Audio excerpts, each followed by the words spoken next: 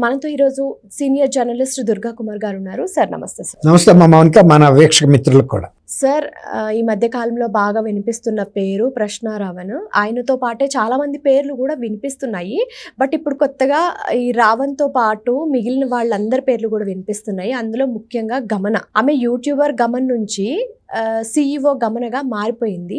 తను సీఈఓగా ఒక 3-4 ఛానళ్ళకి తను సీఈఓగా ఉండడము, అలాగే ప్రశ్నారావణ్కి జీతాలు ఇచ్చేంత రేంజ్లో కూడా తనే ఉందని, తనకి ఇప్పుడు అంత అమౌంట్ ఎక్కడి నుంచి వస్తుంది, అలాగే తన్ని గన్నవరం పోలీసులు విచారణకు పిలవడం జరిగింది, తను వెళ్ళింది అని కూడా వార్తలు వస్తున్నాయి.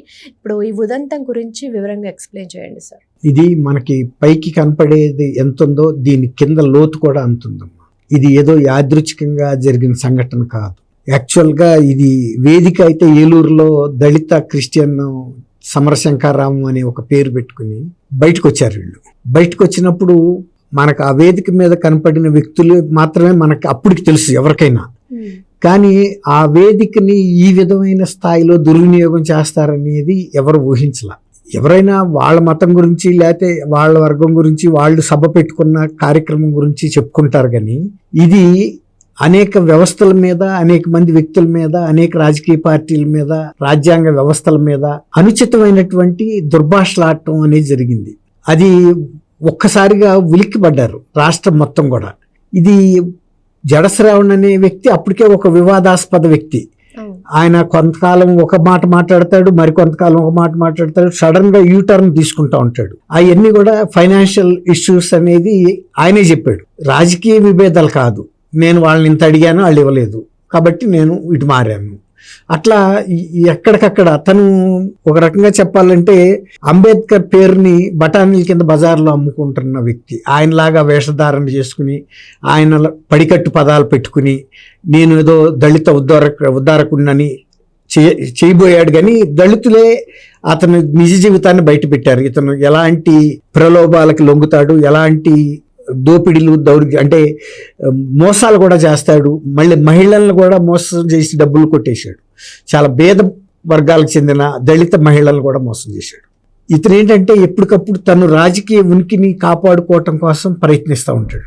అందుకోసం అతను ఏదైనా చేస్తాడు. ఇది అది ఏం లేదు, రేపు మళ్ళీ నేను వాళ్ళ చంద్రబాబు గారికి ఇంత ఫరగా మాట్లాడి రేపు వ్యతిరేకంగా మాట్లాడితే ఏమనుకుంటారని ఇది వెరుపు లేదు. అట్లాగే జగన్మోహన్ రెడ్డిని వెంటనే భుజానికి ఎత్తుకుంటే ఏమనుకుంటారని వెరుపు లేదు. మళ్ళీ జగన్మోహన్ రెడ్డిని కూడా తిడతానికి కూడా వెనకాడని మనిషి. తను ఎంతసేపు మీడియా ఫోకస్లో ఉండటానికి ప్రయత్నిస్తాడు. తర్వాత అవకాశం ఉంటే ఒక అంబేద్కర్ పార్టీ మీద భారత్ పార్టీ అని పెట్టాడు. అది ఒక నేషనల్ పార్టీ. ఆయన పోటీ చేస్తే 71 ఓట్లు రాలేదు. సరే, ఓట్లు నోట్లు తర్వాత మాట. కానీ తను ఏంటంటే ఎంతసేపటికి కూడా రాజకీయ ఉనికి కోసం తాపత్రయపడుతున్న మనిషి. అతను ఆ వేదిక మీదకి ఇతను పిలుచుకొచ్చాడు ప్రశ్న రావణ్ని. ఈ రావణ్ అనే వ్యక్తి అసలు అంతకుముందు ఎవరికి తెలీదు. అతను మొన్న తమిళనాడు చీఫ్ మినిస్టర్ విజయ్ ఎలా ఫోకస్ అయ్యాడో అలా ఫోకస్ అవుదాం అనుకున్నాడు. అతను ఒక్కసారిగా ఆంధ్రప్రదేశ్ రాజకీయ చిత్రపటం మీద ఒక కొత్త క్యారెక్టర్. అంటే సినిమాల్లో కనుక చూపిస్తారు చూసారా, డయాస్ మీద ఇటు నుంచి అటు, అటు నుంచి ఇటు నడుస్తూ నల్లకాళ్ళ జోడు పెట్టుకుని పెద్ద తమిళ సినిమాలో హీరోలాగా వచ్చాడు. అతను వేస్తున్న ప్రశ్నలు కూడా మామూలుగా రాజకీయానికి సంబంధించినవి కాదు, సామాజికానికి మతపరమైనవి కాదు, ఒకటి కాదు. అతని నోటికి ఏది వస్తే అది ఎవరిని పడితే వాళ్ళని మాట్లాడాడు. మాట్లాడిన తర్వాత ఇప్పుడు ఆయన పవన్ కళ్యాణ్ గారి మీద చేసిన వ్యాఖ్యలు ఇవన్నీ కూడా చట్టం ముందుకు వచ్చినాయి. అప్పుడు అసలు ఇప్పుడు మీరు చెప్పిన ఈ గమన ఎవరు ఏంటి, అసలు వీళ్ళ వెనకాలన్న రాజకీయ హస్తాలు ఎవరు, తర్వాత ఆ సభ జరపడానికి కూడా ఆర్థికంగా డబ్బులు కావాలి కదా. ఇప్పుడు ఆయన జడశ్రావణ్ కూడా అంత ఆర్థికంగా ఉన్న వ్యక్తి ఏం కాదు. అంత ఉన్న వ్యక్తి అయితే చిన్న చిన్న దళిత మహిళల దగ్గర మోసం చేసి డబ్బులు తీసుకోవాల్సిన అవసరం లేదు కదా. తర్వాత అంతరాక చేసిన పార్టీల కోసం ఒక్కొక్క నియోజకవర్గానికి ఆయన కొండకి ఇంటికి కట్టే రకం అంటే ఆయన చెప్పాలి జడశ్రావణ్. ఒక్కొక్క నియోజకవర్గానికి చంద్రబాబు లాంటి సీనియర్ నాయకుడినే ఒక 5 కోట్ల చొప్పున 175 నియోజకవర్గాలకి ఎంత అవుతుంది, అది దాదాపు 850 కోట్ల రూపాయలు అడిగాడు ఆయన. చంద్రబాబు నాయుడు గారికి ఏమన్నా క్విడ్ ప్రోకో ద్వారా వచ్చిన డబ్బులు ఉన్నాయా తీసుకొచ్చి ఇవ్వటానికి? క్విడ్ ప్రోకో ద్వారా సంపాదించిన జగన్మోహన్ రెడ్డి గారే అవతలాడికి టీ ఇప్పించాలంటే 100 ఆలోచిస్తాడు. అట్లాంటిది ఆయన ఎన్నికల ముందు అడిగాను, ఆయనే చెప్పాడు. అందుకే నేను చంద్రబాబు గారితో డిఫర్ అయ్యాను, 5 సీట్లు కూడా అడిగాను అన్నాడు. ఆయన ఇవ్వలేదని ఈయనే పోటీ చేసుకున్నాడు తన సొంత పార్టీ మీద, డబుల్ డిజిట్ ఓట్స్. ఇప్పుడు ఈ గమన అడిగారు మీరు, అసలు ఈ గమన అనే ఆయన కూడా కొత్త క్యారెక్టరే. మరి నిజంగా ఈ సోషల్ మీడియా వచ్చిన తర్వాత ఇలాంటి అనుమానాస్పద క్యారెక్టర్స్ అనేక సార్లు బయటపడుతున్నారు వీళ్ళు. అంటే దాచుకోవాలన్నా దాగరు వీళ్ళు. ఎట్లా అంటే ఇప్పుడు అతను ఎప్పుడైతే బయటపడ్డాడో ఈ వెనకాల రూట్స్ ఎవరని ఎతికినప్పుడు అతనికి మాదాపూర్లో ఒక ఫ్లాట్ ఇచ్చారు ఒకళ్ళు, ఉమామహేశ్వర నాయుడు అని కళ్యాణదుర్గానికి చెందిన ఒక మైనింగ్ కాంట్రాక్టర్ అంటున్నారు, మైనింగ్ యజమాను.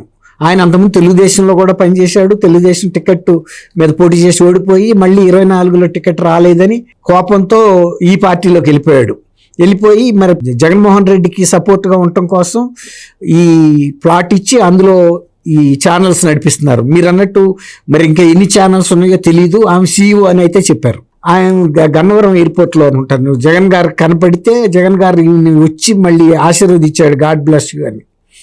ఈమె ఒక వీడియో వదిలింది అంతకుముందు, ప్రశ్న రావణ్. ఆ రావణ్ని విషయంలో వైఎస్ఆర్సీపీ సపోర్ట్ ఇచ్చినందుకు కృతజ్ఞతలు చెబుతూ ఆమె ఒక వీడియో వదలటం. మళ్ళీ ఆయన జగన్మోహన్ రెడ్డి గారు సామాన్యంగా ఎవరిని పట్టించుకోడు, అట్లాంటిది ఆమెను ఆశీర్వదించడం. తర్వాత ఇవాళ సుధాకర్ రెడ్డి గారే స్వయంగా ఆయన్ని కేసు వాదించడానికి, సుధాకర్ రెడ్డి గారు అని ఆయన అడ్వకేట్ జనరల్గా పనిచేసిన ఆయన, అడిషనల్ అడ్వకేట్ జనరల్, సుప్రీంకోర్టులో కేసులు వెళ్ళిన ఆయన వాళ్ళ Gannavaram civil judge court, junior civil judge court కూడా వెళ్ళాడు. అంటే ఎంత కన్సర్న్ ఉంటే ఆయన ఈ తరపున వెళ్ళాడు. దీనికి తోడు ప్రకాష్ రాజ్ గారు కూడా ఇందులో ఒక అంతర్గత పాత్రధారిగా ఉన్నట్టుగా తెలుస్తూ ఉంది. ఎందుకంటే ఆయన దీని మీద స్పందిస్తున్నాడు, ఆయన ఫరగా స్పందిస్తున్నాడు. తర్వాత ఈ విచారణలో బయటకు వచ్చింది ఏంటంటే ఈ సనాతన ధర్మం వీటి మీద అటాకుల్లో ప్రకాష్ రాజ్ కూడా సూత్రధారిగా ఉన్నాడు, స్క్రిప్ట్ రైటర్గా ఉన్నాడు అని చెబుతున్నారు. కాబట్టి ఇవన్నీ కూడా ఈ కొత్త క్యారెక్టర్స్ రావటం, దీని వెనకాల ఫైనాన్స్ చాలా గట్టిగా ఉన్న వ్యక్తులు ఉన్నారు వీళ్ళకి. లేకపోతే మీరు అన్నట్టు ఒక 3-4 ఛానల్స్ ఆ అమ్మాయి కండక్ట్ చేస్తూ రావణకు కూడా శాలరీలు ఇస్తుందంటే వీళ్ళకి స్క్రిప్ట్ కూడా వైఎస్ఆర్సీపీ అధిష్టానం నుంచి వస్తుందంట. ఆ స్క్రిప్ట్నే వీళ్ళు ఫాలో అవుతారని చెబుతున్నారు.